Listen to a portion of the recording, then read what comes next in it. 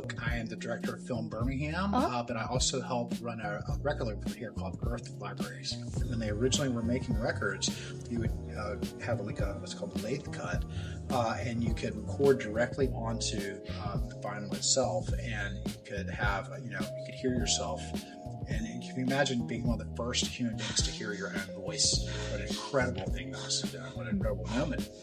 And so I remember raiding my father's record collection when I was 12 years old. And I got my first Led Zeppelin records and Beatles records and Janis Joplin.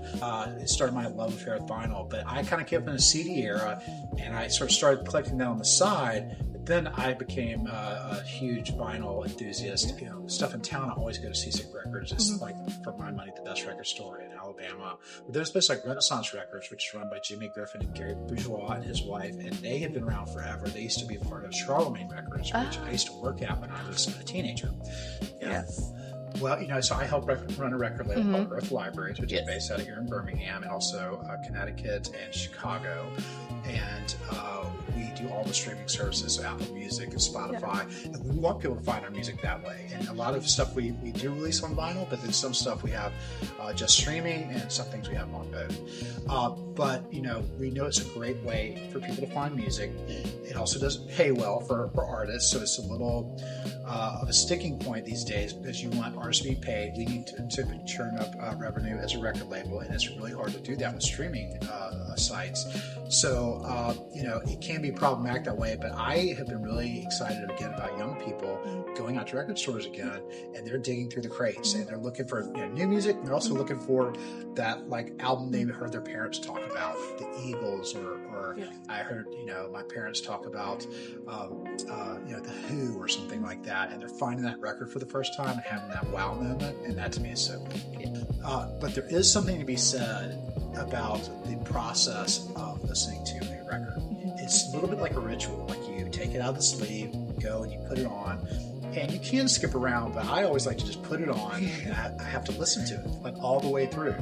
And I sit there, and I love to look at the cover art. I love to read the liner notes, like who did what, who played on what, when was it recorded, what studio was it recorded at. You learn all this information that you don't get from streaming. There's something lost there. Yeah, is it easier to find stuff? Yeah, it is. Is it cheaper to get it? It is. But having the thing, owning the thing, be able to sit with the thing, and then when that first side is over, then you have to go and flip it. And then you sit for a little while. So there's a little bit more of a personal investment in it, rather than being able to skip through a million songs. And it's already hard enough to get real artists paid already through streaming and other things. So when you add that to the equation, it really muddies the waters. And if we lose our real artists, our human artists, and they can't make records anymore because they can't afford to do it, and tour anymore because they can't afford to do it, then we're losing part of our humanity. Because, most people love going to see live music. It's a great communal experience. All physical formats are coming back. Cassettes now are having research, as are CDs. I see kids in Seasick Records coming through the CDs again, which I haven't seen in a long time.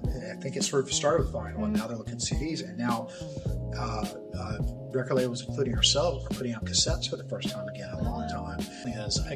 Because there's this nostalgia factor coming in a lot more these days, we love putting out vinyl. And because we love vinyl ourselves, but we've noticed that there has been this uptick in people wanting physical product. And so, we don't do it with all of our artists. Some artists, just because we have to have a cost-benefit analysis of is this worth putting out vinyl? Because it's expensive. It's not cheap. It's expensive to put out vinyl. So we love putting out, almost all of our artists have a vinyl artifact of some kind, and we think it's great for the record label and the artist.